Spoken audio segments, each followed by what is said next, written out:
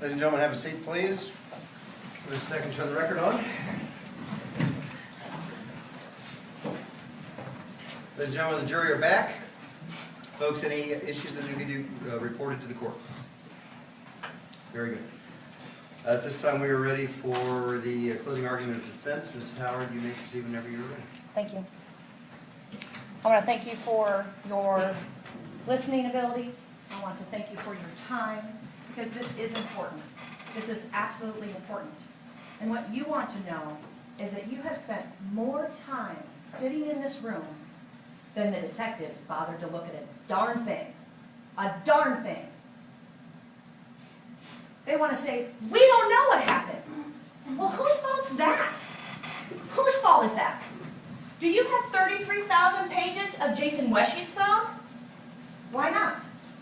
Because they didn't ask for it. Lindsay gave hers up by consent. And then they got a search warrant also, which they didn't need. But what did they never, ever ask for? Jason Westies' phone. And why would you find that important? Because what he did, where he was, and who he was with, and that means Hannah was with, is absolutely, positively important to this case. The failure is in their hands.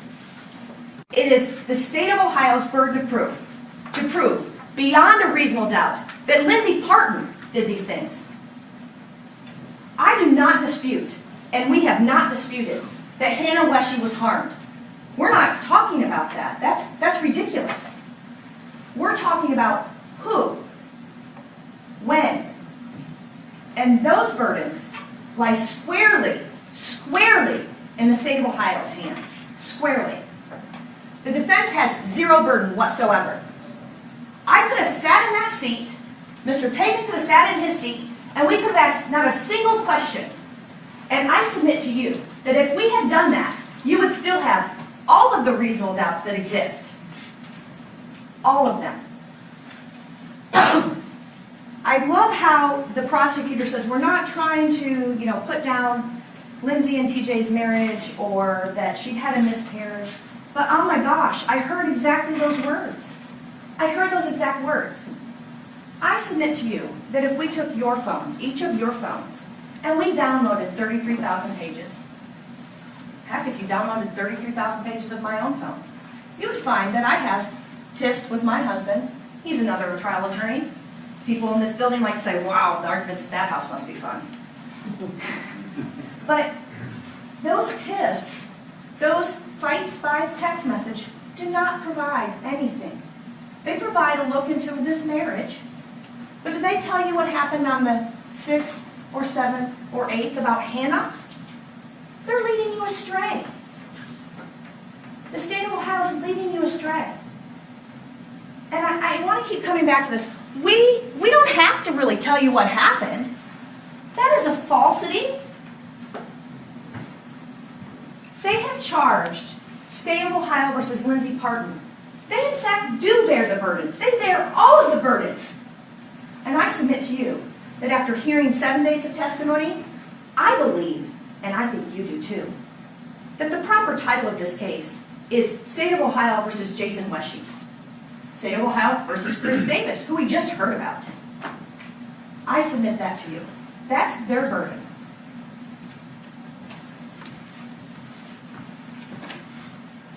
I'm going to start right off with reasonable doubt, because I heard the prosecutor say this phrase, and I want to make sure, I wrote it on a sticky note, which is something I like to do. But I heard her say that she didn't have to, she just needed a reasonable explanation. Oh my Lord. The standard of law is very clear. Proof beyond a reasonable doubt. Proof beyond a reasonable doubt. And if you had a doubt based in reason and common sense, your verdicts are not guilty. That is what the law demands of you. That is what the law demands. It's not reasonable explanation. I love to use my chart because people who are not attorneys have a really hard time with that word, reasonable doubt. So just like when we were asking the doctors questions about trying to figure out what they meant by relatively, Here are some words. If after hearing the evidence in this case, you think that Lindsay Partin did the things that they've accused her of, and that's the word you come into your head, your verdict is not guilty. If you think it's probably that Lindsay Partin did this, your verdict is not guilty. And on and on and on. And I'm coming down here, because these are things that lots of people say. Clear and convincing evidence, strong suspicion, might have. These are the words that do not equate to proof beyond a reasonable doubt. All of those words means not guilty. That is a very important legal concept that I ask that you seriously consider. Because it could be State of Ohio versus juror number 2 or 3 or 4. That's the same burden. And it's the same burden of proof required by the State of Ohio, whether the charges are murder or a speeding ticket. That's what we have. And I am not going to show you more pictures of Hannah Weshy. I'm not going to do that. That's evoking sympathy for this child, and I have sympathy, and so does my client. That's very apparent when you listen to her 911 call, and I'm not going to play that again for you. You are welcome to listen to it. What the state alleges is that in the 30 seconds Lindsay Partin had her, she both injured her and came up with a story like that. That she told on the 911 call, that she told to Jason Weshy when he came in the door, that she told to the EMT, that she told to Deputy Mayor, that she told to Detective Sprague, that she told to Detective Lambert, that that's the story. And it is the same thing, consistently, that she told to the police on 3-8, her first interview, and 3-9, until this man and the other detective said, something happened, something happened, something happened, 23 times. They said, I don't want to hear what you already said. Where have we heard that phrase? I don't want to hear? Isn't it odd that Jason Weshy said the same thing about Detective Turner? That when he told him out here, in the hallway, the morning of Detective Turner's testimony, that, oh gosh, I just remembered, Chris Davis was at my house too. He says, I don't want to hear that.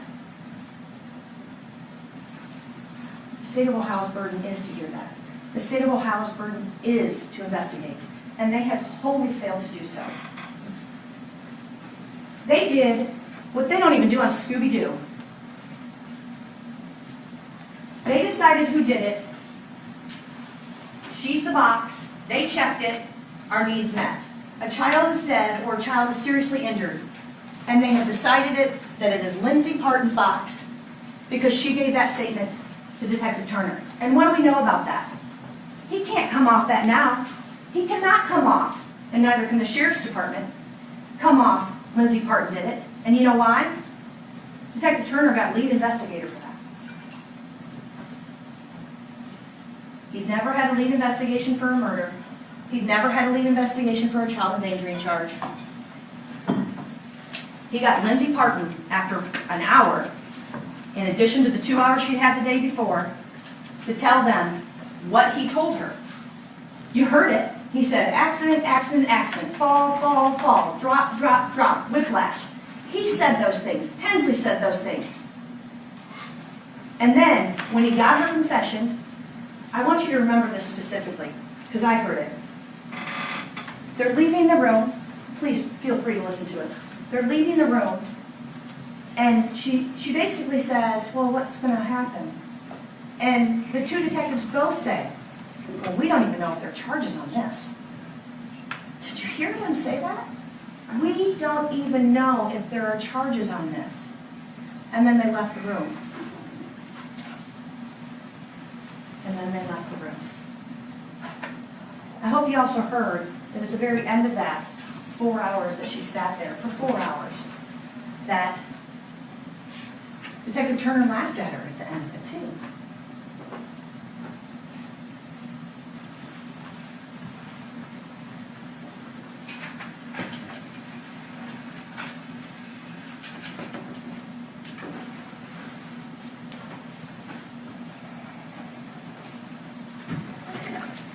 They have a dead child, and they needed to charge somebody. This is how the evidence, in fact, and it's the state's evidence, doesn't fit into the Lindsay Partin box. 4 things. 1, timing evidence. 2, medical evidence. 3, false confession. And we know it's false because what do we know? Blunt impact to the head. That's what she had. 4, history provided. That's what we know. I'm going to lead off just with Jason Weshy. So while it's understandable that the Sheriff's Department wanted to find someone to charge because of the bruising, because of what they see and what's happening with this child, what did they not do? And I'm sure the prosecutor's going to get up and say, oh, it's, she just kept pointing to what we didn't do. But if you don't even think about what they didn't do, are you kidding me? So on March 8th, they go out to 3004 Shank Road, and they take photographs of Jason Weshy's house. Show all of those photos.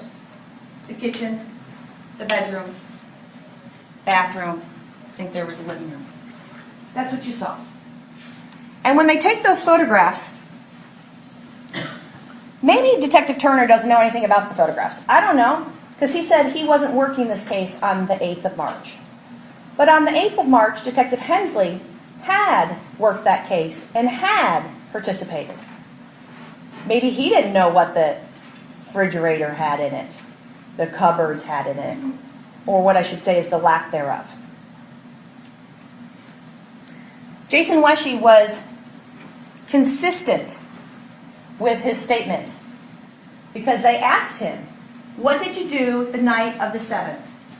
And he said, I picked up my child, I went to Walmart for milk, then we came home and we were on the couch. I'm sorry, first she played in her room for 10 minutes. Really? And then she fell asleep on the couch. He was consistent with that. Consistent to the detectives at Fort Hamilton. Consistent to the social worker at Children's Hospital. Consistent to the detectives at Children's Hospital. Consistent. Okay. Well, on March 9th, Detective Turner got Lindsay Partin to say, I shook. And that's enough for them. They stopped there. Stop. And you gotta wonder, when is it that the detective got the video from Walmart that showed no Jason Weshy and no Hannah Weshy at Walmart? And you gotta wonder how that conversation went. How about this? Don't pay attention to that. That doesn't fit into her box. Lindsay already said she shook her. That's enough for us. Is that the evidence you want to rely upon to convict an innocent person? Is that the evidence? I submit to you it is not. So he's consistent in that. You might say, well, gosh, Jason Weshy, he didn't say anything, and I think the prosecutor said that. That's right, he didn't. He was never put in an interview room. He was never taken to the station. He wasn't sat in a room for 4 hours. He wasn't shown photographs of this child. Was he? No. He sat at the hospital, and I give them credit. He's the father. But what did you just hear in this whole case? Miss Sheehan just said it. Well, gosh, she was like the mom to her. So we treated dad differently, but the pseudo-mom, the one that had it for 12 hours, is different. They showed her the photographs, and worse yet, they told her she was dead. Dead. They didn't tell Jason that.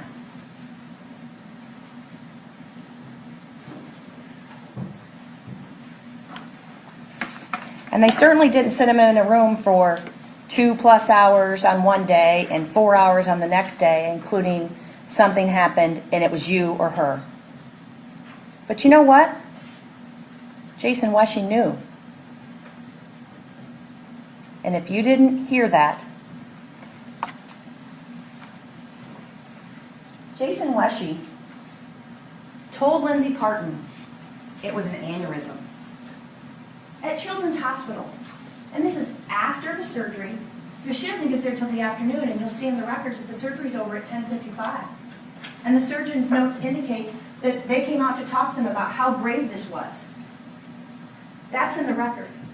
So when Lindsay Partin comes down there from, I think it was 3 to 8:30 or something like that, he's telling her it's an aneurysm. And Lindsay Partin told you she had a conversation with him, and after that conversation, she believed it was okay to discipline Hannah, and that she should tell the police that. That's what she said. Doesn't that fit right in with Jason Weshy? And you know how it fits in? Jason Weshy abused his child. Jason Weshy knew about all the bruises. He bathed her, he changed her clothes. And that's proof. He told them, I gave her a bath 2 nights ago and she had a butt cheek bruise. He said it was a butt cheek bruise. And you remember me asking him questions about that? Because there are 2 bruises on her back. One right on her butt cheek and one slightly above it. And he couldn't remember which one it was. Is that because he did it and he didn't know? He couldn't identify these bruises? Have they never shown him the bruises until he showed up here? And if that's true, did you see his lack of emotion? I've never seen someone so emotionless about that. I looked over at you all when you looked at the photographs, and you weren't emotionless. And they're up on a big screen for you.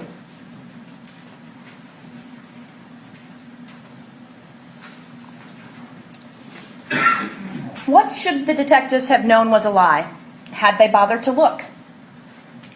Walmart trip number 1. Milk.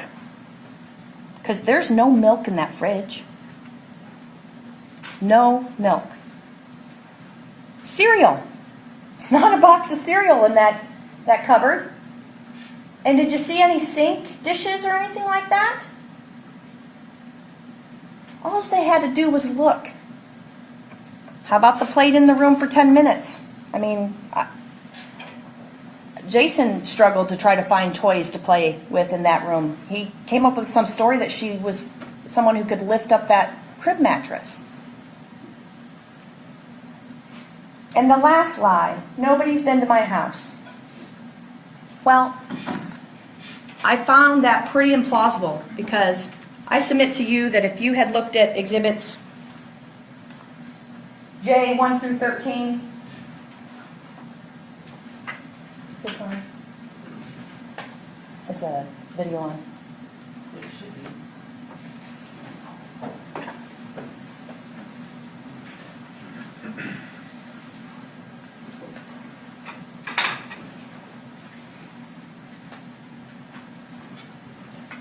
Just double check it.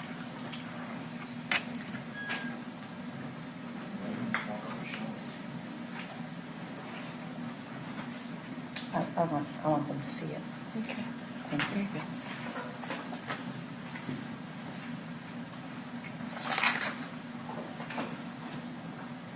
I submit to you that if you'd even bothered to open up this roll of film, and I know that's archaic, I'm old, you would have seen that suitcase. But you know why they didn't bother about the suitcase? Because they'd already charged Lindsay Partin. They'd already charged her with shaking.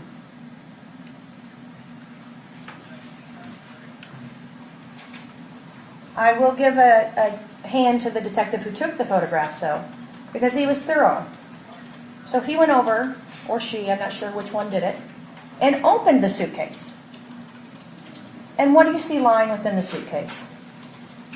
Men's clothing. Plain as day. Do you see any little kids' clothing in there? Some got it in the wrong spot. There we go. No? And what else do you see in there, which is something the detectives didn't do? There's some paper in there. I think Chris Davis's name is on that. I sure would like to know. Because if they bothered to open that up, and knew Chris Davis back in March of 2018, I would hope that they would have gone to talk to him. I would hope.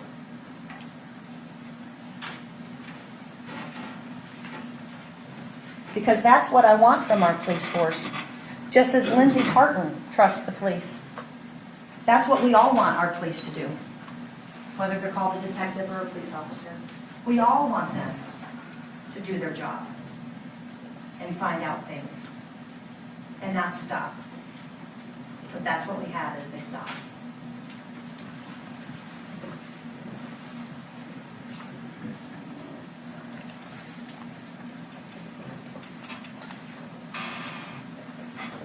I found it interesting, and I hope that you all picked up on it, because the phrase that Detective Turner used in the November 2018 supplement he wrote to his report of investigation. So he does this report of investigation, and he, according to his testimony, he has it completed in April, and it's a compilation of all of the detectives' things that they've done. And then he updates it by the end of April in an updated report of investigation. And that's the last time he updates that. And then according to his testimony, sometime in November of 2018, he did a little supplemental paragraph. And the supplemental paragraph began with, on or about March 10th, 2018, I had a telephone call with Jason Weshy. And I asked him about why he's not on the video at Walmart. And he said, oh, I must have just forgotten. I usually buy 4 or 5 gallons of milk a week, and it just, must have just been, something else. We've heard about the date things are created in a computer system. But that on or about 3:10. And Detective Turner's testimony was that was a mere discrepancy. A mere discrepancy. Let me read you the definition of discrepancy. I'll do my best to find it. I know it's in here.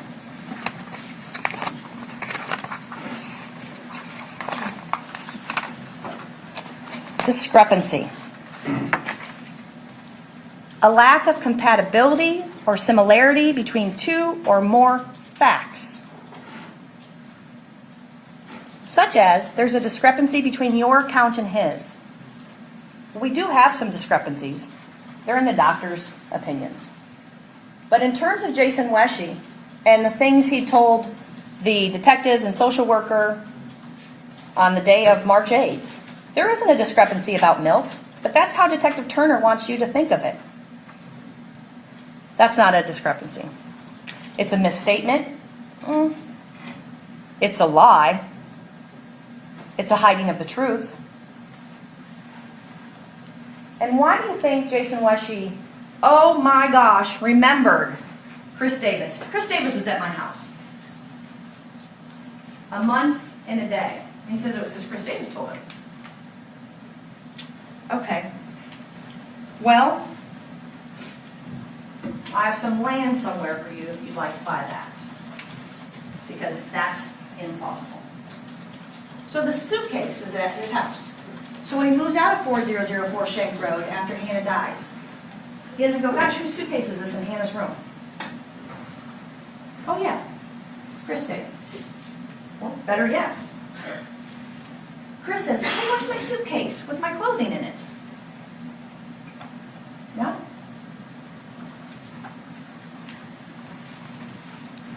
Jason Weshy knew all along that Chris Davis was there. He hid that fact. And how many days was Chris Davis there? Was he there on the 5th and the 6th and the 7th? Did he really leave on the 7th, the evening of the 7th? Or did they all go out and then come back at some point in time? How would we know this? Investigation. Chris Davis was spoken in this room from that witness stand. Detective Turner said out in the hallway, he didn't want to hear it. Well, I wanted to hear it. My client charged with murder wanted to hear it.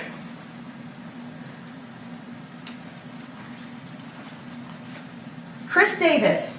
I don't know who he is. They don't even know who he is. Do we know anything about him? No. Do we even know if the name exists? I don't know. But we don't know that. You didn't hear any evidence about that, did you?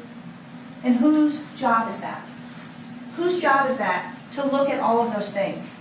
And so if we'd had Jason Weshy's phone for the times of March 5th to the 8th, we sure would know if it was really a Chris Davis or who it was and where he'd been, because cell phones are a treasure trove of information. They provide you text messages, emails, social media posts, instant messages. I mean, it's everything. 33,000 pages. It also does something really interesting. Triangulates cell phone pings. So if Jason Weshy's story about going to Walmart had been also tried to retract with his cell phone, would it have said he went to Walmart? Would it have said he'd come back home? Or would it have said, me and my friend Chris were out all night? And, Hannah didn't get any sleep, and it is what it is. She's going to babysitters in the morning anyways. Sure would have told us where he was and who he was with and who he was texting with. That's their job. They have that power and they have that burden. And that is why the burden is on the state of Ohio. Before you can find a defendant, a person, not the word defendant, I hate using that word. She's a person just like you are. Before you can find a person guilty of these offenses, you have to, because that's the duty you've been sworn to, and that is how the judge will instruct you. You have to find the state of Ohio has proven beyond a reasonable doubt those elements. And there are going to be elements we don't dispute. We don't dispute that Hannah's dead. We don't dispute that Lindsay was in Butler County. That's just ridiculous. It's their burden on the really important elements. The really important elements.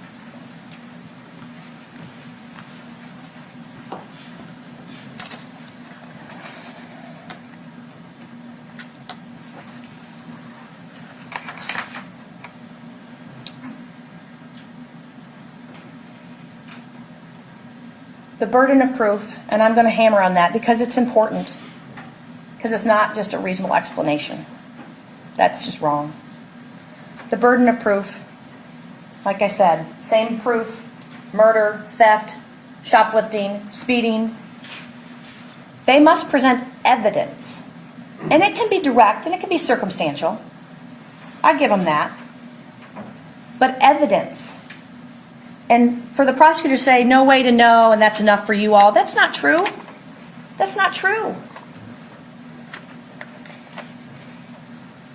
I submit to you the evidence you've heard in the last 8 days, this is not that case. This is not the case of proof beyond a reasonable doubt.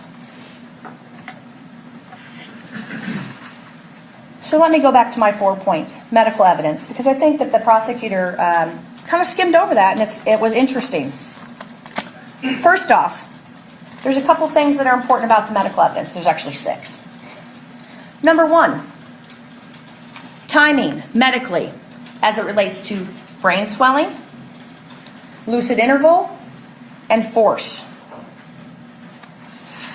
As it relates to those, the most important point is that Dr. Spitz, okay, let me back. So the prosecutor said, well, God, he got paid $7,000. And she phrased it as to give that testimony. No, he was paid as an expert to review the medical evidence and give you a medical opinion. You don't think that the state of Ohio doctors get a paycheck? Does that sound plausible?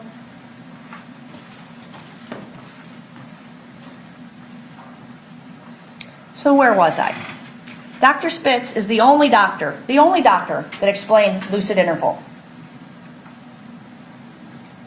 The only doctor. And he indicated, without question, without good cross-examination to get him off his opinion, that lucid interval turns on the brain swelling and the pace of the swelling. And he talked about that. And he talked really slow, and I kind of like that. He's got that great accent. And he said, there will be immediate and quick swelling with greater force. Immediate and quick swelling. And without the greater force, you're going to have an interval. In Hannah's case, let me step back. What did he give you opinions as to what would show greater force? Skull fracture? Coup and counter coup? Or, if the impact's here, coup and counter coup? And brain bruising. And those are three things that are absent from the medical evidence. You didn't hear a single doctor say that there was a skull fracture. I know you all took notes, and I bet you all agree with that. Not a single doctor said there was a skull fracture. And in regard to the coup and counter coup, Dr. Spitz explained that upon impact, you'll have a coup. So we have 2 doctors who saw the impact. 2 of all these doctors saw this impact. And I'm not going to show you the photograph. I know it's ingrained in your memory. Dime size, as he described it. Back of head, he showed you how a skull would hit a flat surface. Coup. So if you have a great force, coup, counter coup. There's no counter coup in the inside of her head. None. So this isn't a great force. The impact is not great. It did cause not bleeding in the brain. It caused brain swelling. And because the impact was not so great, you're going to have that interval. Other doctors failed to address that. The prosecutor's doctors never explained their timing opinions. I wholly disagree with the prosecutor's use of this term for Dr. Kari. She said timing within seconds, because here were the Carre, sorry, I'll mispronounce everybody's name. Dr. Carre said these words, and I hope you all wrote them down too. I can't say 20 minutes or 1 hour. I correlate my findings with what clinically is going on. I can say it wasn't the day before. She used the term relatively immediate. Correct within hours. I can say injury not days ago. She kept saying that. But then she said, I cannot say what specific time it was. So she can't say it was 20 minutes. She can't say it was an hour. But I basically she can't say days. So she rules out days. But within hours and minutes, that's where she's at. And she said that's not her job. That's not her job to decide. But I submit to you, it's the job of the prosecutor to prove beyond a reasonable doubt that time. And you know why? Because that's reasonable doubt. That says this child was injured somewhere else, not in the 30 seconds, not in the minute that Lindsay Partin had her. Because I'm talking about the death. I'm going to come back to the bruises in a bit. But I'm talking about the death, because that's really why we're here. That is really why we're here. And the prosecutor can say, well, you know, there's involuntary manslaughter and there's the murder. There's one child who died. One child. They're charging one act of Lindsay, that's what happened on that day. And they charge in different ways. Because they don't know. They don't know. And the biggest thing they don't know is that timing. And that timing is everything. That timing is not guilty. The most important of your affairs. The most important of your affairs. Because it is certainly the most important of my client's affairs. As it should be in anyone who's facing a murder charge. Anyone. But it wasn't the most important thing to the detectives, because the most important thing to them was to get a confession, get someone pinned down, put in the box, and then we just stop.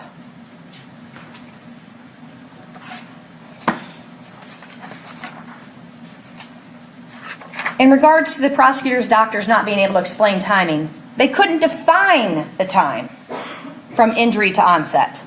They used words like shortly, immediately, relatively immediately, and Mr. Pagan really tried to get them to say, what do those things mean? Because we're talking about seconds.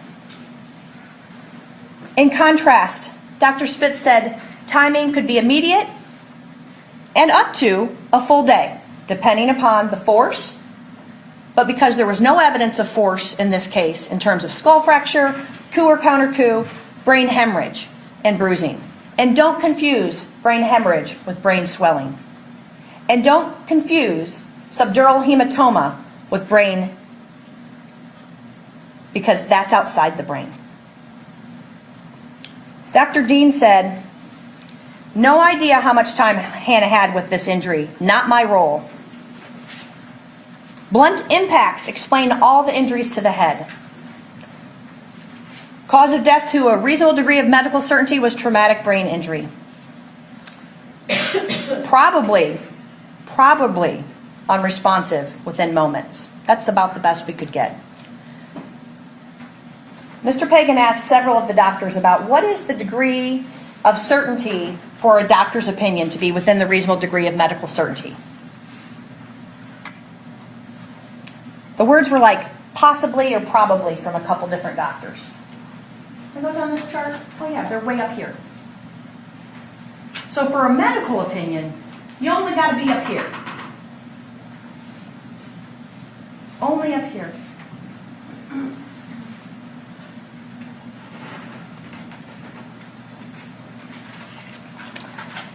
Number 3 in regards to the medical. Timing is premised upon history. Mr. Pagan asked several doctors about this. The history given.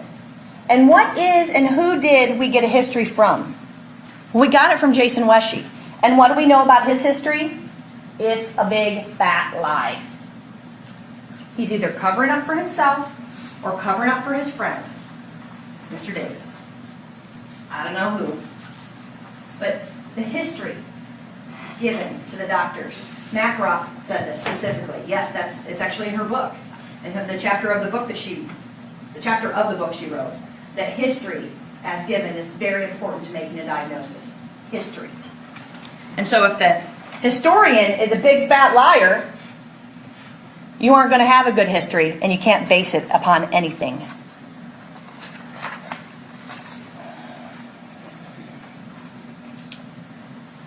So in addition to the milk and the cereal and the Walmart trip and the Chris Davis issue, he lied about where Hannah was on the evening of March 7th.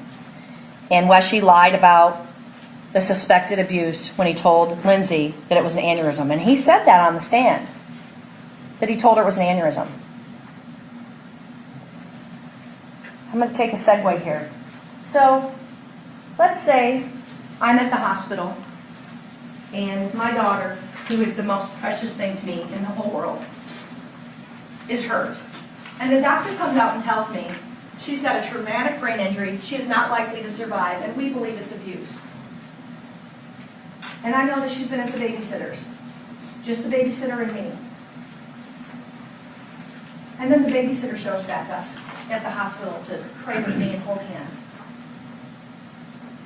I'd be in a defendant's chair because I'd choke that person. I would be livid beyond belief. And I suspect you all would too. But what does he do? He prays with her, sits and talks with her, and tells her aneurysm. Chew on that one for just a little bit. Think about how you all would feel if your child were injured at the hospital and it's you or that person. And you've been talking to the doctors and you know what they're asking and saying. The patsy in this case is Lindsay Partin. She's his patsy. If he tells her it's an aneurysm, if he tells her, just tell him I said you could discipline her. It'll explain some of the bruises. Just tell him that. I'll back you up later. If he tells her that, then they're not going to look at him because she's going to be down at the police station again because he knows that her brother is a police officer and she's really close with her brother because they're there all the time. And he knows that she's got family friends that are police officers because she had an event the Monday before. He knows that. And he knows how good-hearted she is. And he knows how docile she is. And he knows that she follows orders. And he knows she's his patsy.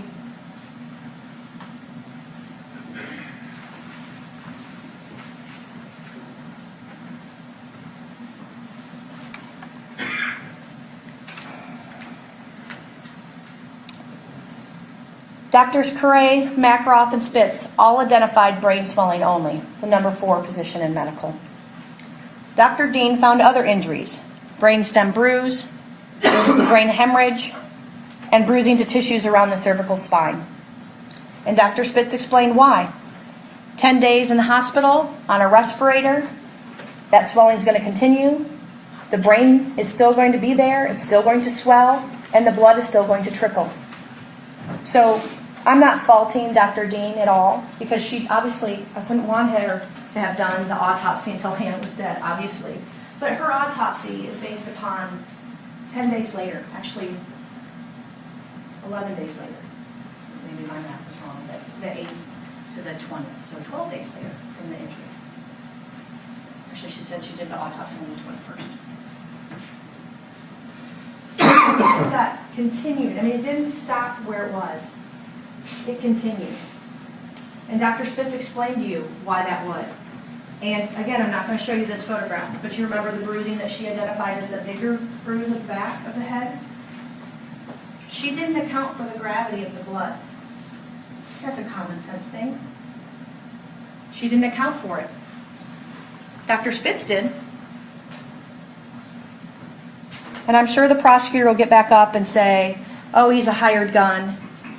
He's a really smart guy, actually. Did you see his 9-pound book? And it's in the 4th edition. That's the learned treatise that you'll be instructed on. He knows his stuff. He knows his stuff. He knows medicine. He's 92 years old and he's been doing this longer than all of us have been alive. He knows his stuff. And he's consulted and worked on cases not just as an expert for the defense. He's been the medical examiner in a bunch of, 2 states, Michigan and Maryland, in the counties that he was in for years and years and years. So this isn't some guy that the prosecutor would say, oh, we just fed him stuff. I wouldn't even know half the stuff he even said until I looked it up. I wouldn't know it. I couldn't know it. You hand a doctor things, he looks at it and he goes, well, this is really clear to me. Why didn't they account for this? Why didn't they account for this? I submit to you that I heard Dr. Correa say that there was this child abuse meeting. And I know that to be on March 13th. We had several witnesses asked about when it was. So March 13th, they had a meeting of the child abuse team, and they called a team. Dr. Correa, Dr. Makaroff, and Dr. Dean were all there. Dr. Kari's testimony is that. She said all 3 of us were there. And there was a law enforcement officer. She couldn't identify who it was. And that they've been discussing this case. This case. So when you talk about having a biased opinion, maybe they want, maybe they need someone to be found accountable. And the only person that the detectives brought to them is Lindsay Partin. Dr. Makaroff was asked, well, if you were given the timeline of events, of text messages and calls, could it have helped you clear things up a little bit? Well, maybe. And whose burden of proof is that? I submit to you, maybe it's because they knew it wouldn't clear it up. It'd be dirty as mud. 30 seconds. God forbid you have a kid for 30 seconds in your possession and this happens. And you're Objection, Your Honor. Sustained. Those last comments involving what you might do, disregarded, stricken from the record. Ms. Howard. I apologize, Your Honor. God forbid I'm my client, and I'm facing this. I'll put it on me. Objection, Your Honor, still inappropriate. Yeah, let's reword this around all of that. Strike that as well. Go ahead. The state of Ohio has the burden. Don't shift it. Fifth, the bruise on the back of the head is very instructive. The children's hospital doctors did not see it. My mouth opened. I believe some of yours did too. And they tried to explain it by saying that, well, when we have a critically injured child, we don't want to move them around. But I also heard them say that about 3 days in, they knew that they were going to, unfortunately, have to wean her off the medicine that was keeping her alive so that they could go forward. Everybody knew she was going to die, and I'm awfully sorry for that. But you're looking at the injury, and you're telling me that not a single doctor thought, well, let's see what was the injury. And you might wonder yourself, why wouldn't you do that? Is that because the child abuse team had already decided what happened? They didn't need to look? I have dark brown hair. If I had a bruise on the back there, I'm pretty sure you might be able to see it if you lifted up my hair. Right there. And even that, maybe not lift up my hair, how about feel on the back of my head? I believe it's Exhibit 76 is the picture. I could be wrong, I'll find it in a second.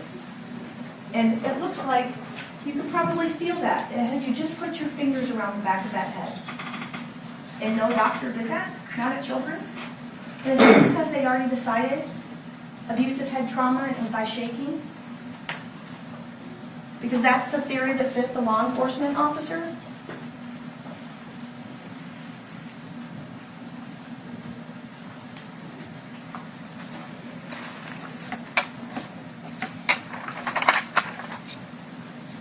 Lastly, about the medical. All of the injuries, besides the swelling, were outside the brain. That goes to that force issue. That goes to lots of things, including lucid interval. Mr. Pagan did it very well. The subdural hematoma was beneath the dura, but above the brain. The subarachnoid hematoma was beneath the arachnoid, but above the brain. And the retina is in the eye, obviously. The next point of my 4 points of why there is reasonable doubt in this. False confession. The prosecutor wants to keep playing the tape. It's not going to change. That tape on the 9th is premised upon 2 things. Probably 3. The person you have sitting in that room. The subservient, 4'11" girl who just wants to protect everybody. And I submit to you, if you look through her 33,000 pages, you'd see that all over the place. She's always bringing food to people. She's always trying to make sure everybody's pleased. That's what she does. And the makeup of every person that sits in an interview room is important. She's just like the mom to that child on that day. But they're showing her these photos. And they're not actually putting them in her face, which is surprising. They left them on the table. And she didn't want to look at them either, because nobody wants to see that when someone they care about has been injured. But they knew her makeup. They knew she had a miscarriage. They knew the police connection, and she trusted them. And you kind of wonder yourself, the day before, they lied to her and said Hannah is dead. Lied to her. Why the heck would she go back the next day? Why? She trusts police, and she wants to help Hannah. They tell her, this will help Hannah. Come talk to us. Come help us find out. That's the person she is. She disregarded, hey, they lied to me big time, and I know I didn't do it, and Jason says he didn't do it because it's an aneurysm. She disregarded all that, but she's the patsy. She's his patsy. She's the one being put in a room. The video. It's quite long. Both of them are long. While she's in the first interview, after they leave the room, they leave her in there for quite a bit of time. And what does watching her sit in that chair and tell you about her. In both of those videos, all by herself in a room with 4 white walls. She fidgets a little bit. She never moves. She never moves. She doesn't get up from that chair. She's obedient. She was told to sit in that chair, and that's where she's sitting. For I believe the second one's 2 hours. 2 hours. And she fidgets just like you all did when you were watching the videos. Each one of you fidgeted a little bit, just like she did. But you had something to watch. And what's really telling about her subservient nature, she's in that room after they leave for 20 minutes when they say, we're going to look to see if we can find anything to charge on this. 20 minutes until somebody comes in to get her bag. The bag with her phone in it. For 20 minutes, she didn't touch that phone. She didn't go to the bag. Why? Because they told her, why, that she can't have her phone on Objection. because it interferes. Approach.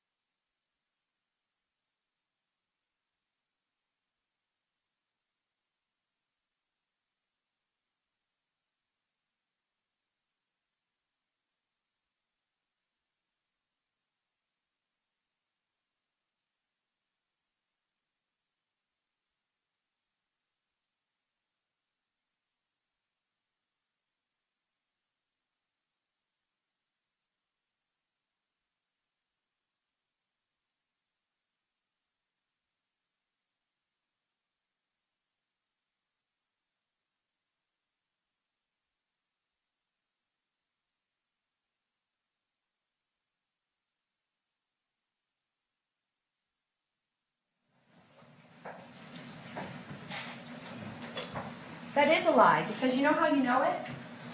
Later in the interview, when Detective Lambert comes back in on the 9th, she has Lindsay's phone in her hand, she's got it turned down, and she's looking for Christina Lewis's phone number and address. So that's a lie. But Lindsay Partin, trusting of the police, she doesn't even touch her phone. And in today's world, just as the 33,000 pages show, your phone is your world.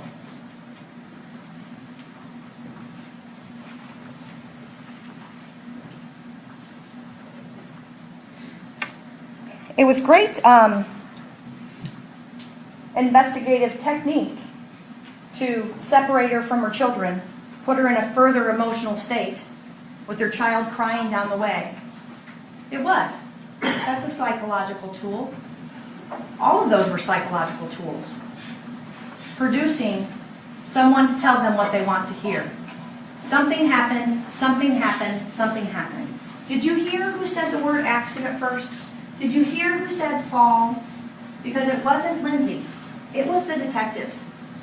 They said, I don't want to hear this. You've already told us this. I don't want to hear this. And now the prosecutor in this trial is saying, well, she changed her story. She changed her story because they told her to stop saying it. Come up with something else. Tell us why these bruises are on here. Come up with something.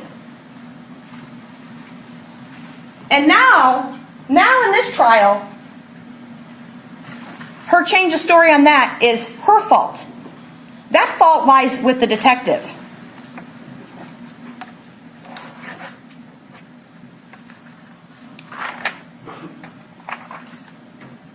A little bit on the bruising from Jason Weshy. So if you're still in doubt about Jason Weshy, State of Ohio versus Jason Weshy, he tells them he knew about the butt cheek bruise. He tells them he knew about the torso bruise and the chin bruise. And he tells them that Hannah said those things too. So Hannah, from him, confirms this all happened. Isn't that what you'd say if your child is in the hospital and you caused these bruises, or your friend caused these bruises? Because how long was Chris Davis there? Had Chris Davis poked her? Because look at the bruising on that chest. Look at it. How old is it? Because we know for certain that Lindsay Partin didn't have her. And I think the prosecutor, maybe it was a different exhibit, but if you looked at exhibit CC, and I had it up on the screen, it laid out pretty well what days she did have her, and when I say she, I mean Lindsay, and what days she didn't have her.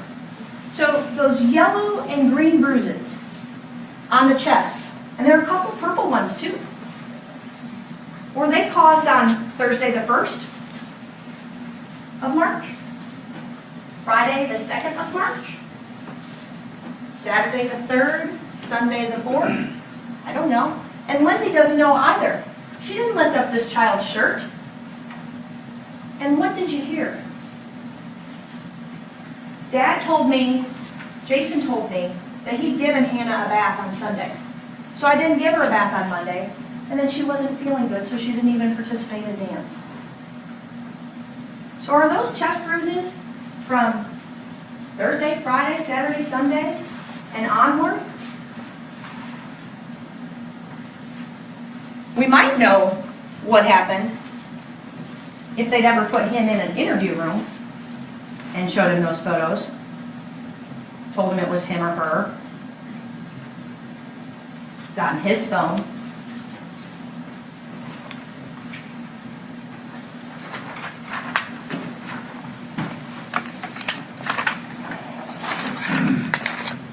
Because someone who knows about all this other bruising and is changing her clothes, PJs to regular clothes, giving her a bath for days, would have seen those. And not just the torso bruises. The knee bruises that I believe Dr. Makroff said were in places that were protected on her knees, and I don't remember which one it was, but she indicated those were protected spots that wouldn't be normal from a fall. So you're telling me he didn't see that?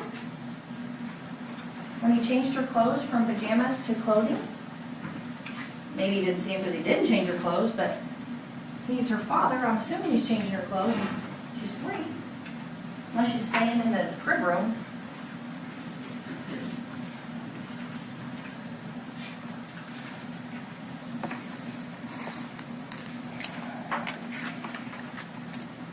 Jason's past shows he knows how to lie. He has a conviction. I didn't ask any more questions about it. The prosecutor covered it. He's had contact with the police before. Lindsay Partin has. You heard that. She's never been in trouble before. And Jason knew just enough to make Lindsay the patsy. His patsy. And maybe you're saying, gosh, I wouldn't say the things that she said in that interview. But I'm not her. You've seen me. I presume you'd make assumptions about me that I'm a strong person. I fight pretty hard. And that I know what I'm supposed to do. But I follow directions too. And I didn't have a child that I loved and cared for fall unconscious in front of me, shown the pictures that she was shown, and be repeatedly told, it's you or him, something happened. And I didn't have Jason Weshy telling me, just tell him that, I'll back you up on that. Because doesn't that put her right in the hole? She's I believe she said, I'm a goody two-shoes. Never been in trouble, I don't get in trouble.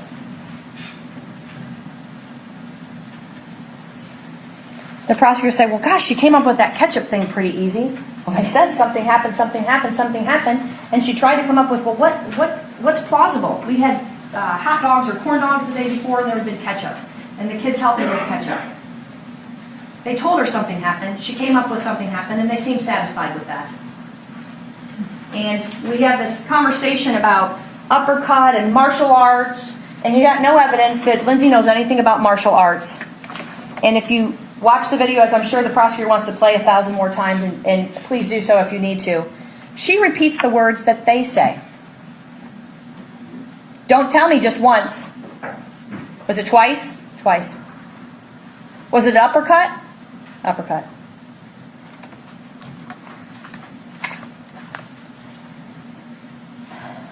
Lindsay's one of those rainbows and unicorns people.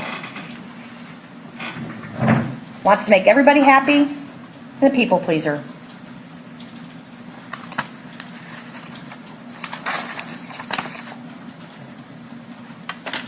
What does the rest of the evidence show you about that? That Lindsay Partin hasn't slept much because you saw her call logs. That she's frantic about Hannah. She's calling Jason Weshy and Caitlin over and over and over and texting them. I didn't show you the text, but the texts are in there too where she's texting them.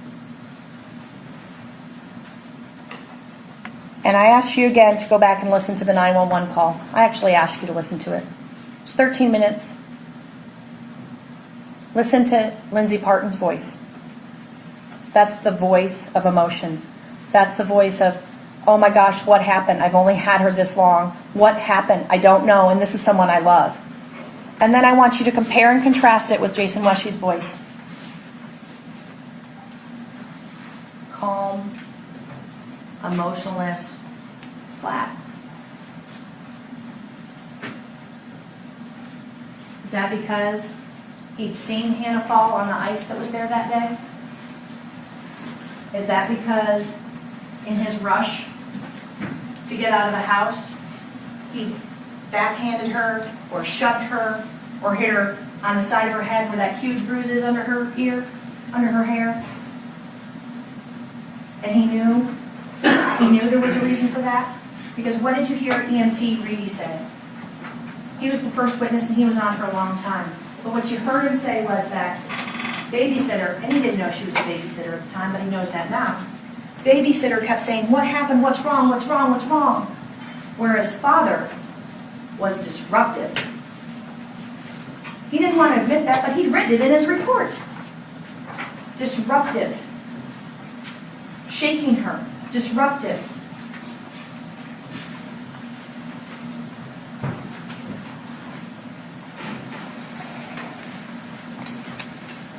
Lying was shown here in court by Detective Lambert. She created a whole new report because she needed the catch-up to be in there on the 8th.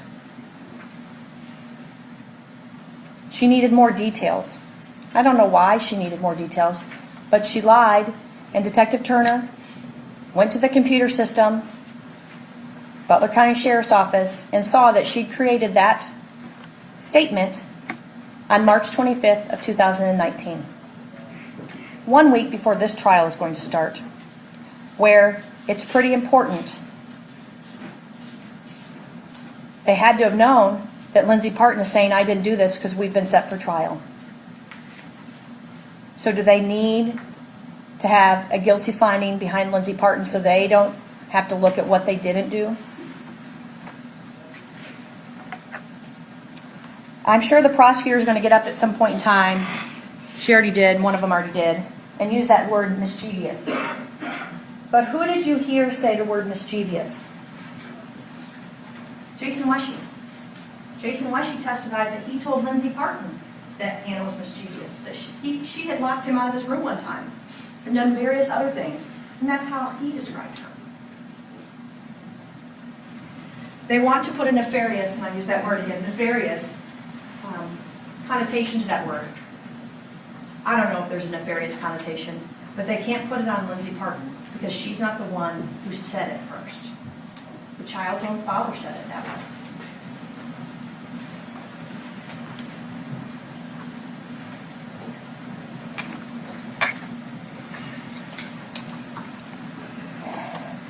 Police lying to get a confession.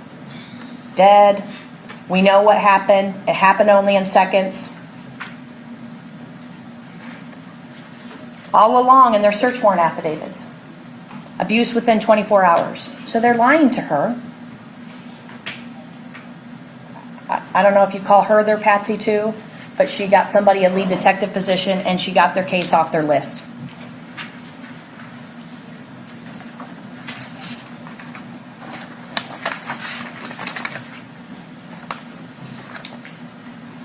Item 4, history provided in my 4 things, and there's another one to come up after that. As I said, the history all comes from Jason. Lindsay's history, which the prosecutor just spent a lot of time talking about, was the gravel and the choo-choo train.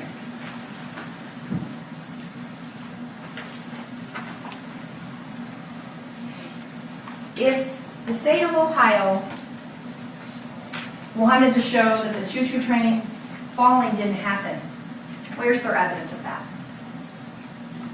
They collected the train that morning. Did they take DNA evidence off it? Did they fingerprint it to show that Hannah never touched it? Did they look at the floor to see if they could find any evidence of that? But what she wants to claim, and what she keeps saying, is that, well, that's showing that Lindsay was lying about all of this stuff, that she hadn't really fallen off the choo-choo train. I submit to you that upon a first responder coming to your house, or you calling 911, they ask, what happened? What do you think happened? And she comes up with the first thing that happened the last day, because she's only had this kid 30 seconds. And the last thing that happened was at 4 o'clock the day before, she'd fallen off a train onto a concrete floor. And now the state of Ohio wants to say, oh, she's made that whole thing up. She's not saying that the fall from the train onto the concrete floor caused this brain injury. You know why? Because we don't know.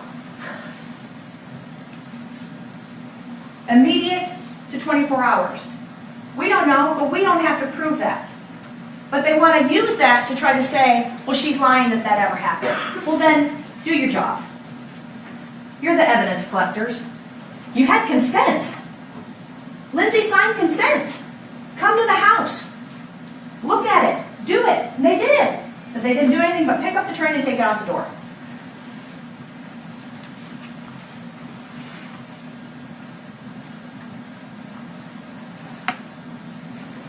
They have the burden of proof. And when I say they, I mean the state of Ohio, and that includes law enforcement officers. Deputy Mayor testified on the scene that he only saw the bruising on the left eye, above the left eye, and the chin.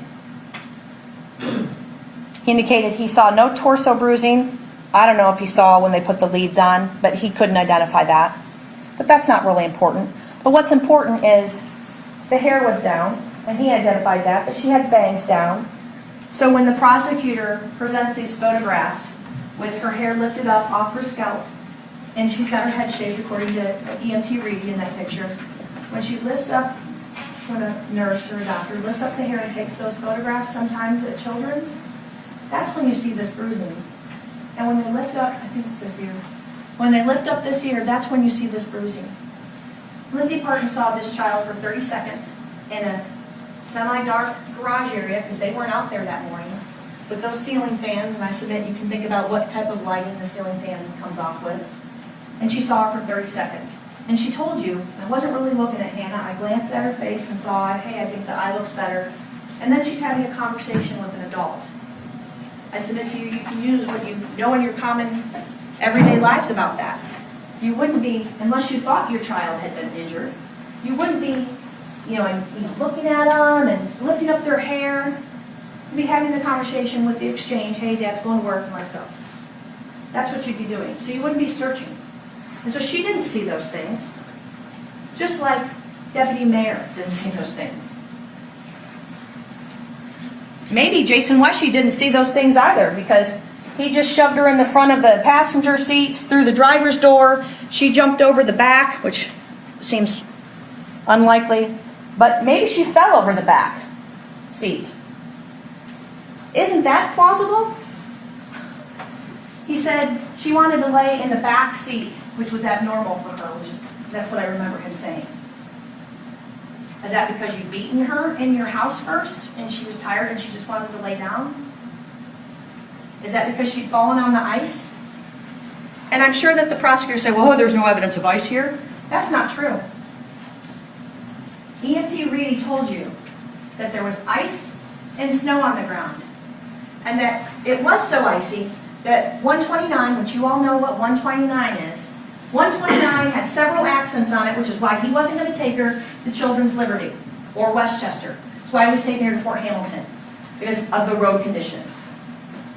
You've seen the pictures of outside 4004 and 4050. That's the country. That's living in the country. There's ice. And what else is there ice on?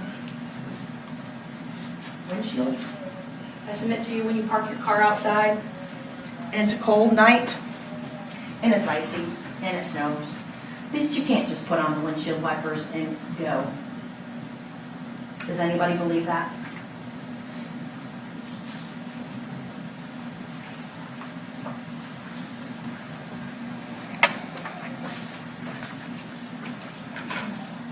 found it very interesting, and I hope you heard this part too. Deputy Mayor said that when he was outside before going back inside 4050, so when he went outside watching them put the child in the ambulance, he said Jason Weshy was just sitting in his car that appeared to be running. Was Jason Weshy texting his friend, Chris Davis, "What the hell did you do to my kid? What happened last night? We're in big trouble. I'm not going to tell them anything about you." Is that what he was doing? Was he calling Chris Davis, who's actually at his house, and saying, "Hey, I'll pick you up, I got to get you out of my house"? That he hadn't really taken him the night before? You know why we don't know any of that? Because we don't have Jason Weshy's phone, because they stopped on March 9th, after they got the patsy, to say this is what happened. That doesn't even meet the medical evidence. Doesn't even meet medical evidence.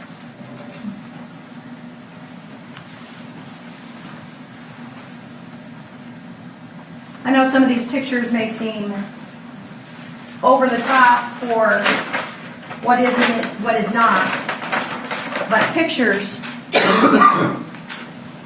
say a lot without witness statements and just looking at things.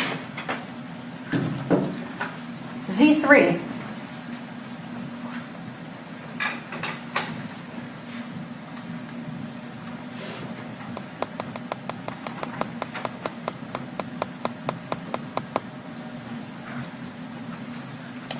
Probably hit that too. No, I just did fine.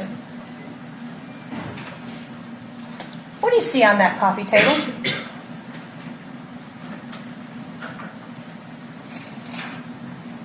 No sippy cup. I see 2 cups, an ashtray, and 2 plates. 3-year-old wasn't out there. Sure does look like 2 adults were.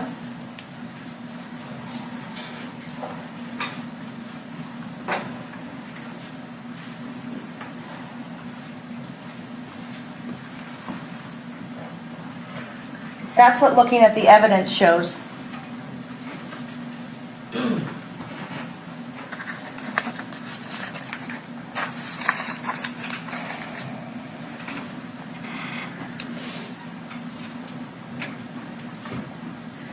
If one were to say that over the year and a month, Jason Weshy trickled out bits and pieces of what might be the truth, I might agree with that. His cell phone, like everybody else's cell phone, tells a story. And the police have the power to get that, and they didn't.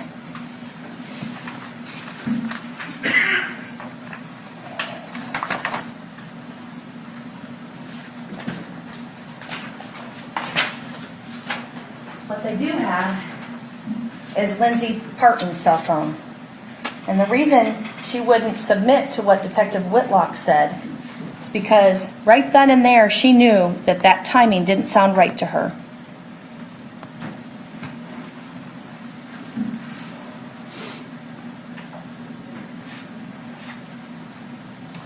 As you know, I'm not much of a computer person, so I'm not going to flash up stuff on the screen except for things I might type up or write on a sticky note. I got that stuff. 6:52, 17 a.m., text to Jason. Jason to Lindsay, apologize. Getting ready to head over. That's at page 4609 of the extraction. 6:52 and 55 seconds, a text from Lindsay to Jason. Okay. Again, page 4609 of the extraction. 7 o'clock and 47 seconds. An outgoing call, Lindsay to Jason, page 98 of the extraction. 7:01 and 24 seconds. Incoming call, Jason to Lindsay, page 98 of the extraction. And the duration of that call was 15 seconds. 7:02:51, outgoing call, Lindsay to 911. Page 98 of the instruction. And the duration of that is 13 minutes and 22 seconds. This is the timeline we know. This is the timeline that isn't dependent upon ICE or how long it takes someone to get a kid out of their house, to get them over to the neighbors, how long it takes you to put on your boots or coat. That's what we have. That's what we have evidence of. True, hard evidence, which the detectives tried to get her not to believe. And Lindsay said, that's not true, and she showed them. I submit to you that Lindsay Partin had this child 1 minute, maybe 30 seconds, and Jason Weshy agreed with me when I went through the timeline with him. He said it was about 6:55 when, finally said it was about 6:55 when he got out the door, because he'd said that to several people. So he now knows, by the time he testifies, how important the timeline is. Because the longer he has Hannah over at Lindsay's house, and Lindsay's got her, then his patsy really did work. He finally agreed with me that it would take him about a minute to get from his, after 6:55, to get from the front door to the car, go around the car. He didn't want to agree with me, but you got to get around the car to get in the driver's side when you park front end. About a minute for that to get in the car. He didn't want to agree with me in regards to the windshield or anything like that, but ice and snow on the ground, that car, unless he's been out late at night, that car would be frosted up. Unless he'd been out late at night. A lot later. Really late.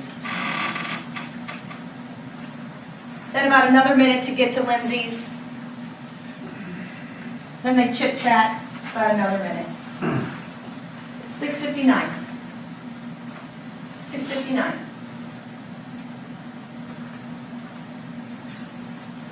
Seven o'clock and 47 seconds. Okay? A minute and 47 seconds. But what else do we know?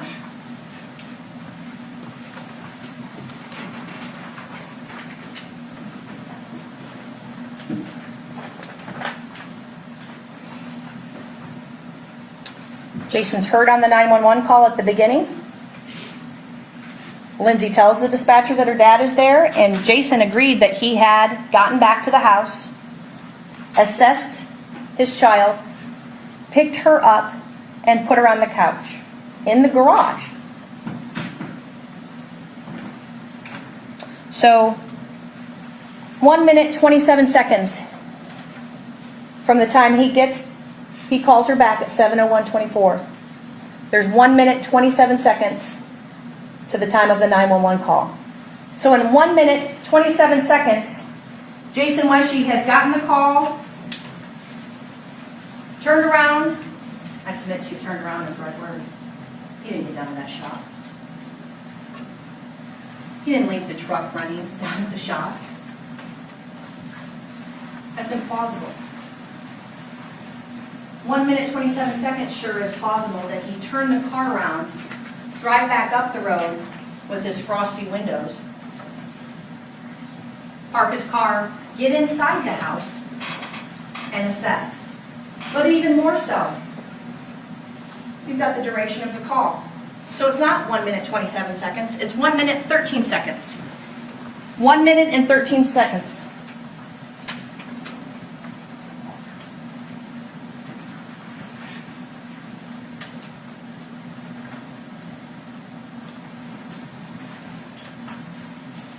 This is 1 minute, 27 seconds.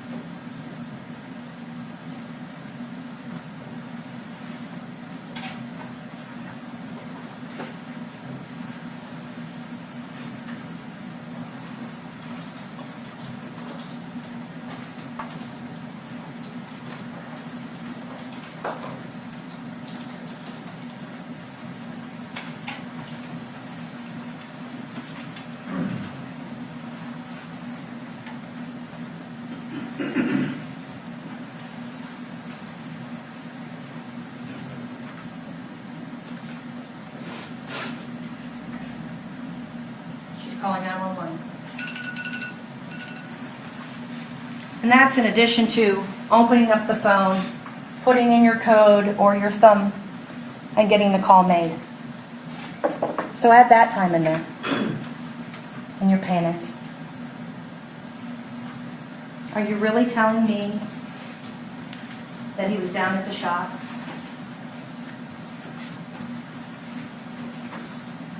I think not. I submit to you that the evidence shows that he barely left the house, just like Lindsay said.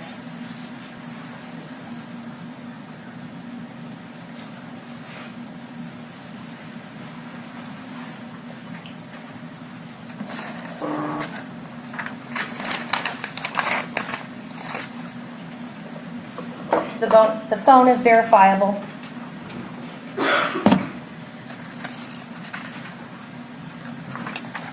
Jason Weshy is late that day, by all accounts. And what do we know about that? He admitted he was on a short leash at his job. He told you that at Smith Court, it was probably a yes answer to my question, at Smith Court, you're late if you're there at 7. And he was told that 2 days prior that he better get his act together or he's gone. And if he's gone, he's renting his house from his boss, he's buying his car from his boss, and his babysitter is the boss's daughter-in-law. So everything's gone.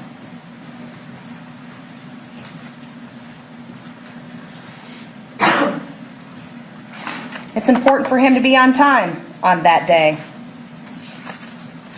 So when the prosecutor talks about, oh, Lindsay and her husband were arguing and she'd had a miscarriage a month before, by the way, and she's just not in her right mind, let's really put it squarely where it goes. It goes squarely at Jason Weshy.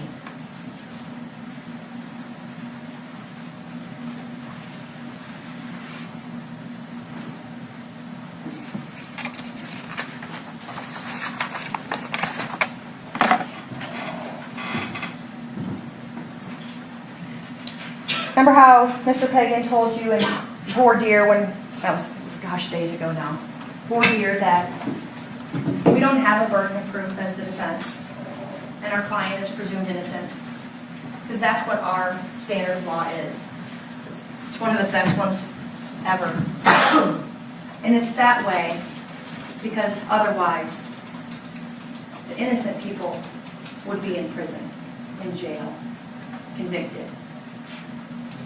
Lindsay Partin is innocent. I will tell you she's guilty of being stupid, really stupid, and trusting.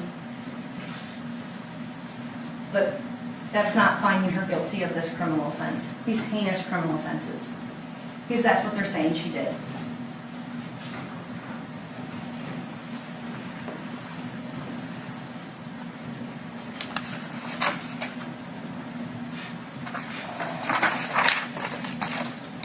I'm going to go through some of the stuff that the prosecutor said in her beginning opening. She talked about how Lindsay on her video statement said, oh, it was the right eye or the left eye. My own daughter, she's only 14, can't figure out right and left. She said she remembered a little hickey, and you can see from the photographs that the only little hickey spot is on the left eye.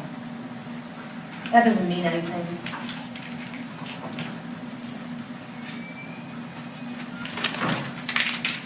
Said she had no emotion when shown the photographs. I don't think that's true. She certainly wasn't looking at them. She was told what was on them, and she asked about what are these bruises, try to explain these bruises. And she gave the best explanation she could, because she told you that she saw the scratch, the abrasion, and I don't remember what side it's on, I think it's on this side, the abrasion.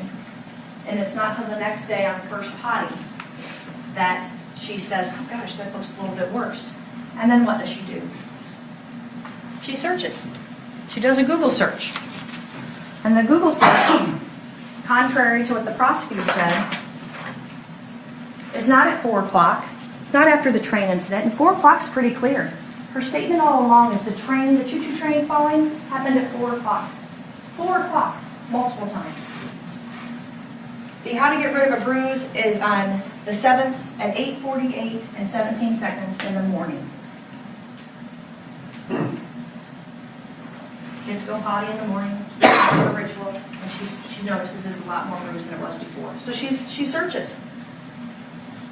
And then the next 2 times she searches for something like that is in the afternoon while the kids are napping. So this isn't related to the train incident, this is related to the bruising, which she thought looked pretty awful. Jason told her about those too. Oh, yeah, those look bad. But that's not how she left the day before. And Lindsay the Patsy was like, yeah, well, I guess that's from that. That's what that must be from. Maybe if she lifted her shirt and saw everything else. Maybe if she checked her whole body like her father, she'd have seen everything else, but she didn't. And the prosecutor made mention of that she didn't exactly word for word tell the police what the search was. She changed it both times. Okay, was that important? The exact words you used for the search? I submit to you, you do a search for something. Do you remember the exact wording you always used? I've done lots of searches. Law searches, looking for hotels, looking for places to go. I don't remember the exact words I used. I remember the context, what I'm thinking about, the context. And she told them that. And the prosecutor wants to point to the deletion of that search. I submit to you that the deletion of the search means nothing. If it meant something, we'd see a yes next to line 3, which is vapor rub good for bruises? And line 4, what essential oil is good for bruises? Then it means something. And of the 33,000 pages, that's the page. This is their smoking gun. This page, taken out of context. Not all these other pages with yeses on deleted. They mean nothing. Deleting USPS tracking, deleting hair color searches, deleting looking for a hotel in Houston Woods or something like that. Lots of inane things. That's not a smoking gun. That's their circumstantial evidence, but I submit that you all are smarter than that.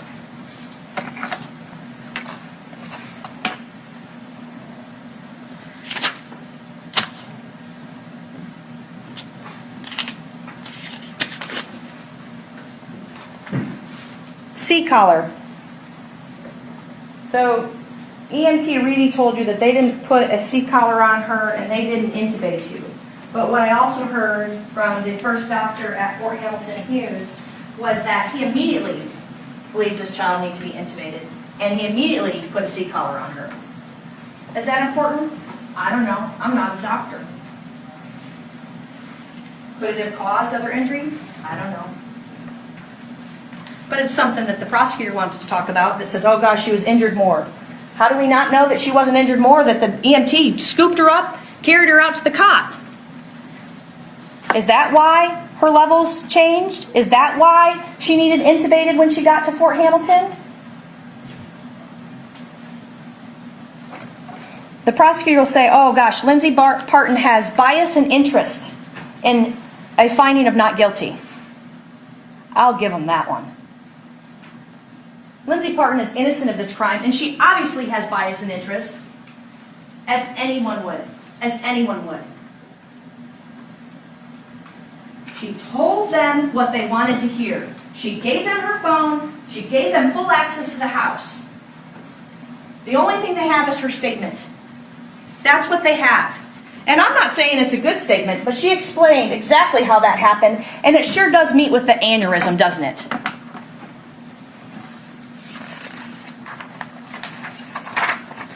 When you go back into the jury room, you have 12 people. You all have an individual verdict because your verdict has to be unanimous. And the jury forms are complicated, and I'm going to get into the law just a little bit here. The jury forms are complicated. But if you believe something different than the person in front of you or beside you, you have your decision. The judge is going to tell you that you need a unanimous decision to make any finding. But your decision is your decision. It's not just getting along. It's not just needing to find somebody, needing to mark the box. Because this is the most important affairs of your life that this case is about, that you have to make your decisions about. Would this case be State of Ohio versus Chris Davis? I don't know. It could be. I don't know enough about that, and the State of Ohio doesn't either. Reasonable doubt exists in the medical evidence, timing evidence, the confession, and the history provided. And I'll just circle back on the confession just a little bit. It doesn't meet the medical evidence in this case. They want it to, but there's no blunt impact. She didn't say anything about a blunt impact. Based upon the evidence you heard during this trial, let me tell you some reasonable doubts. The blunt force injury happened the day before. Anytime the day before. The evening of the 7th. You've got lots of hours there. The blunt force injury was caused by Jason Weshy, Chris Davis, or someone else while they were out on the evening of the 7th, because the history is all provided by Jason. She fell on the ice. She fell in the back seat. He's in a hurry. Chris Davis poked her. Is it plausible or probable that the injuries to the chin are from the gravel? The abrasion looks like gravel. What's the rest of it look like? And if Dad saw this and saw this, and he didn't think that Lindsay had done it, it means he did. And those bruises are all multiple colors.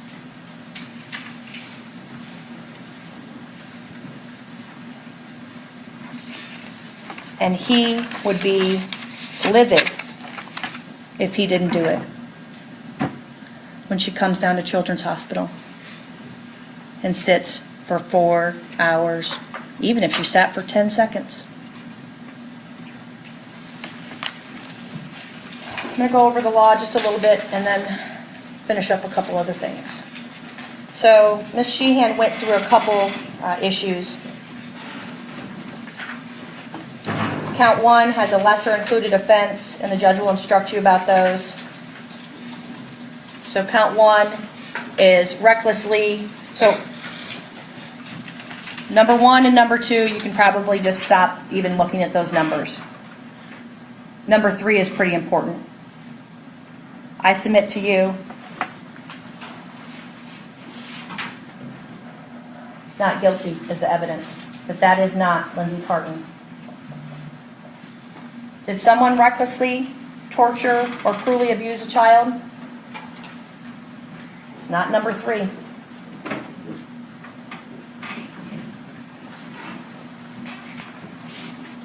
Judge will define those terms for you, the term recklessly. Judge will define the word torture for you, the word cruelly, and the word abuse. And the prosecutor will probably get up here and say, what she said, she thought she could slap her. She said that, yeah, she told you she thought somebody was going to back her up. Because she's a cat. She's not a very smart woman on that one. After the fact, it's pretty clear why aneurysm was brought up. Because it sure did take Lindsay off the scent. Because then it wasn't her or him, it was just an aneurysm. The lesser included offense on that. Recklessly abused a child. I submit that you will return a not guilty verdict on count 1. Count 2, also for that same date. And the judge will define the extra terms here that are a little bit different. Same dates, 6th to the 7th. Same county, obviously. Again, I submit to you, you will not find number 3.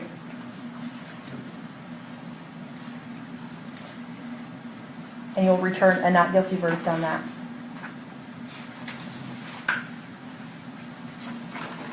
Count 3 is a little tricky in terms of some legal definitions, and the judge will give you all of these.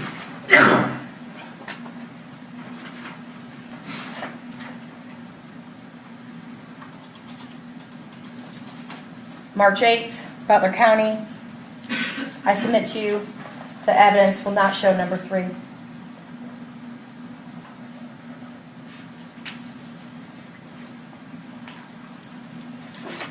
The judge also submits what's called a special finding, and you'll get an instruction on that in order to make an extra finding on that particular verdict form. I submit to you that your verdict on this count will be not guilty. That is what the evidence shows.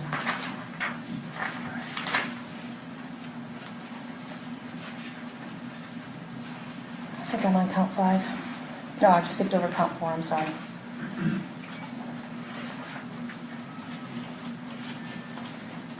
Count 4, involuntary manslaughter.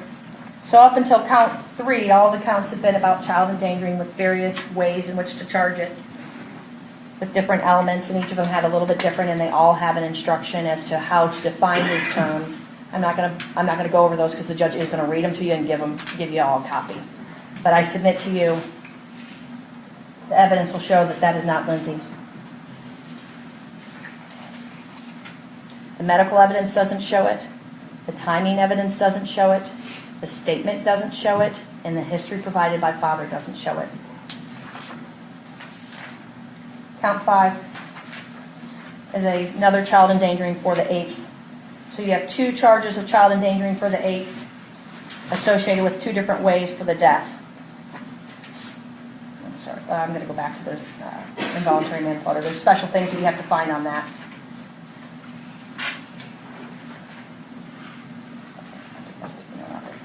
I'll come back to it. Count 5. Endangering children. I submit to you that the evidence will not show 3.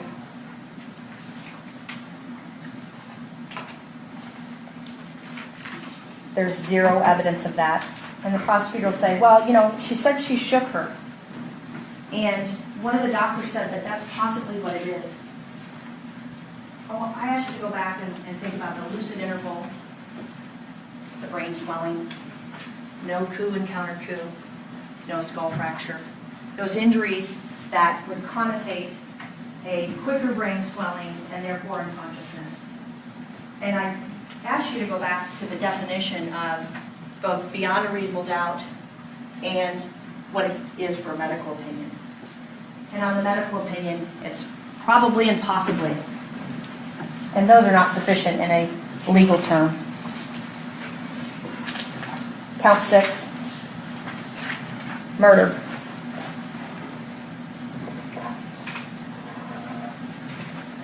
Which means she didn't cause it either, and she didn't recklessly. So when I've crossed out the 3rd element in each of those, I'm saying no on the others. She didn't cause the death. She didn't. We don't dispute that Hannah died.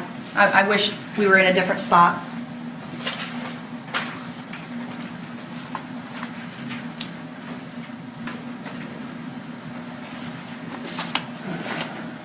No doctor identified a mechanism of injury within a reasonable degree of medical certainty, which is far below the beyond a reasonable doubt standard. The doctors, state's doctors, wouldn't commit to a unit of time.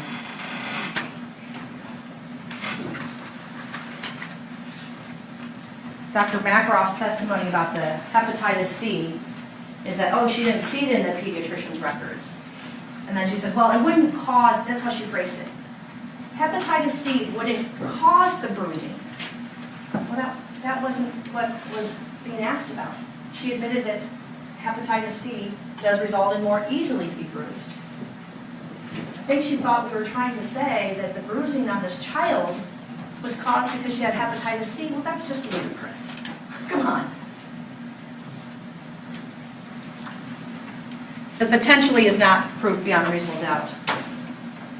Ms. Sheehan said, oh, I bet Dr. Spitz didn't read the 5,000 pages. Sure doesn't look like he reads 5,000 pages. It's probably why his eyes can't read good words, but he knows medicine. And I think Dr. Makaroff was asked about those 5,000 pages, and she basically said, I don't read all of them.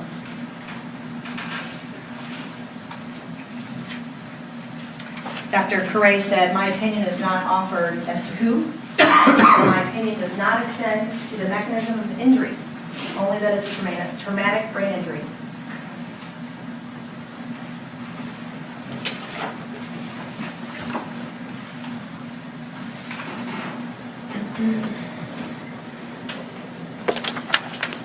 This is not a red herring or a smoke screen, as prosecutors like to get up second, because they get to go again.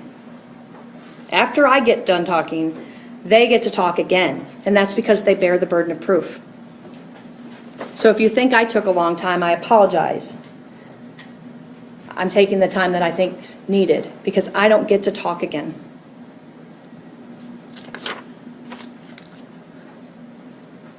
Sergeant Whitlock said on the first interview, I don't put innocent people in jail. Lindsay Partin is innocent. Look at the evidence. You'll see that too. And Whitlock handed this case off to Detective Turner.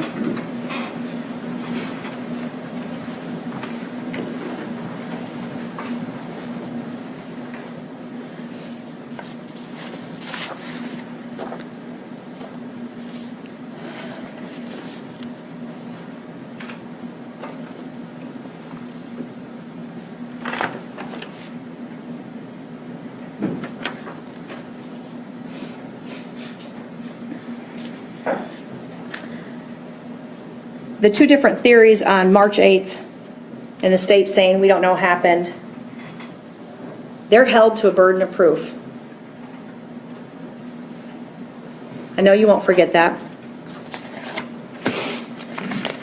The prosecutor said, the defense attorney is trying to attempt to insert doubt. I literally could have sat in that chair. And other than asking Jason Weshy about the aneurysm, the doubt is existing in the evidence. It is throughout the evidence. You just had to look at the evidence and not, hey, I need to find somebody, and it's the first person who says something, and not look past the other stuff, or not look at it, not think about it. I'm sorry, I don't want to hear it is the phrase. I don't want to hear it. Oh, I was at Chris Davis was at my house. I forgot to, I just remembered that. I don't want to hear it.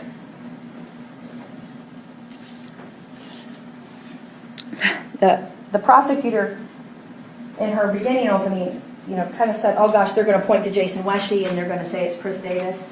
If you sat in this room and you didn't think those two things, you weren't listening.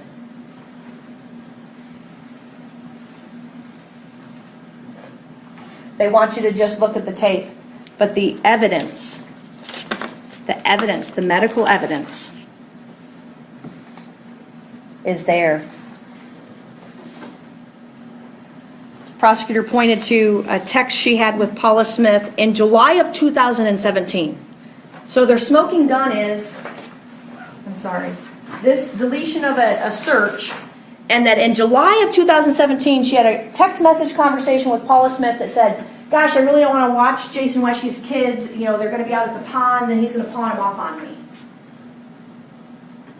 That's what you got. That's not proof beyond reasonable doubt. I submit to you, if you open up that CD and you look through the entirety of Lindsay Partin's cell phone extractions, you'll see numerous pictures of Hannah. Numerous pictures of going to ballet class. You'll see the text messages about going and signing her up for goldfish swimming class. That would have been a problem for Jason, wouldn't it have? You'll see she cared for this child. You'll see she took her to the zoo. She cared for her like a daughter. And I know the prosecutor, she had her 12 hours a day and she was very harried. My mom had 4 children under the age of 4 also. That's not motive. That's not a basis. They've not proven that.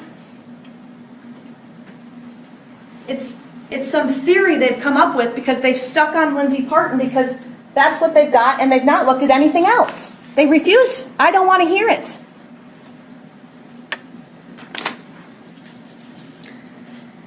The Paula Smith, came in and testified. Miss Paul Smith. Detective Turner said there was a September email about her. 2018. Yeah, September of 2018. Which, this March period is during the time that her father is dying in hospice. And then she makes some statement to him in September of 2018 about events, words that were spoken on March 8th of 2018. I submit to you that it's not plausible that she would remember word for word. But we know that it's not plausible, and in fact, not true. Because you saw the photographs, the state's evidence showed you that that house had not been cleaned in between the time that Lindsay Partin went to Fort Hamilton Hughes and she came back with the detectives. Because the detectives followed her back from Fort Hamilton. The house hadn't been cleaned. Sippy cups all over the counter, the pan's still on the stove, the rug in the picture on the way from the garage into the dining room, he's a deer hunter, so deer heads and stuff are up on the wall. That's not been cleaned, but it had been cleaned by the next day when you see those other photographs. So is it plausible Paula Smith is confusing those two events? Yeah. I submit to you that the evidence was probably that Lindsay came home from Fort Hamilton Hughes, panicked about the toy train because she knew they were coming to get it. She'd signed releases for them to come get that toy. And so of course it's got to be there.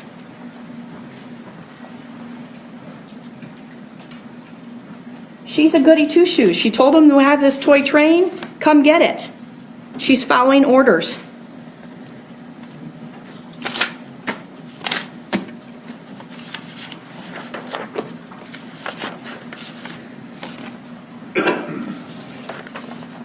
And if the prosecutors really want to point to the miscarriage on or about February 12th, and that's in her email or her text also, as to what happened on March 8th or March 7th or March 6th, that's a pretty good stretch.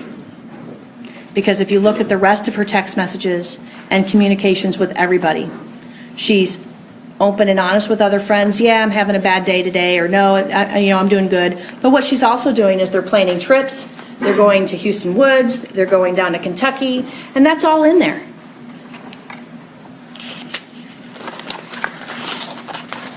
I talked about the text messages with your husband. Sorry, I threw him under the bus a little bit, but I mean, come on, I wouldn't want my text messages with my husband when we've had a little spat about something.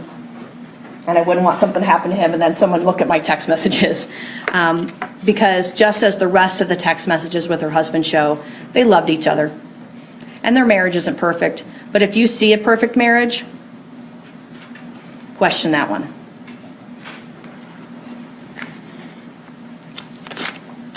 And Lindsay didn't feel put upon to watch Hannah, as the prosecutor wants to point to. She wasn't overwhelmed. She wasn't in a rage. There's no proof of that. I'm almost finished. I really am. I finished all my sticky notes. The testimony of Lindsay Partin. You're to look at that just as the same as any other person. You think it was easy for her to testify? No, it's not easy for anybody to testify. You heard about some of these doctors who've never testified before. She got asked some intimate questions that she probably didn't want to answer about her family life and her miscarriage and why she's not really married by marriage certificate. But she answered those. And then she told you. She's stupid. I thought Jason Westies was going to back me up. She thought he was a nice guy. She didn't even want to throw him under the bus on the first interview, but she did tell Detective Lambert some things because she felt a little bit closer to her as a female. Remember how she asked her to come back in the room? I do want to talk to you. I don't want to be alone. That's true emotion. She showed emotion on the stand. She didn't bawl. That wouldn't be something that you want to see. She tried to tell you what she was feeling and what she was thinking and how it was. How sitting in that room with those detectives felt to her. God forbid, I'm in a room like that, told the things that I'm told, and sitting here. The standard of proof is high, and the prosecutor in her opening statement and in voir dire, I believe, as well as the hearing today, said they take that burden. They take it wholeheartedly. This is your finding, not guilty. Detective Turner thinks she did it. That's what happens on the night when she tells him what she says. That statement's, it's there. The rest of the evidence, all of the evidence that he doesn't want to hear, that they don't want to hear, that they don't want to look at, those are each of your reasonable doubts. And if after listening to the evidence in the last few days, you've thought of something that I had not thought of, you're allowed to think about that and talk about that. I couldn't have possibly come up with things. Maybe you heard something different than I did about what Jason did or did not do. But what I can tell you is the evidence did not show, absolutely did not show beyond reasonable doubt that Lindsay Partin killed this child.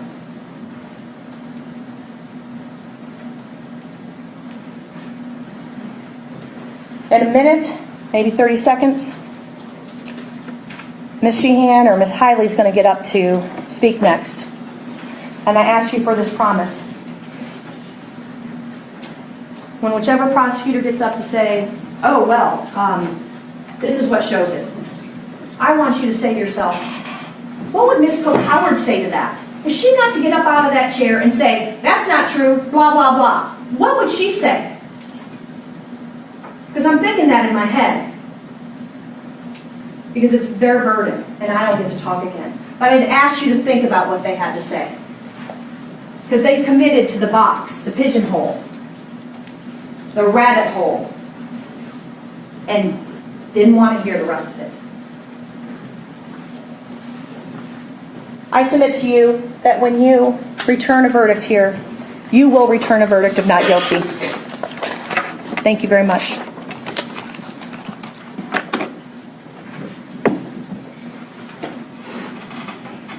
Thank you, Ms. Howard. Thank you. Ladies and gentlemen, this will be a minute for you to hear from the prosecutors. It's 1 o'clock, it's lunchtime. Leave your pads, keep your lanyards, remember your admonitions. We'll be back up here 2 o'clock on the dot, okay?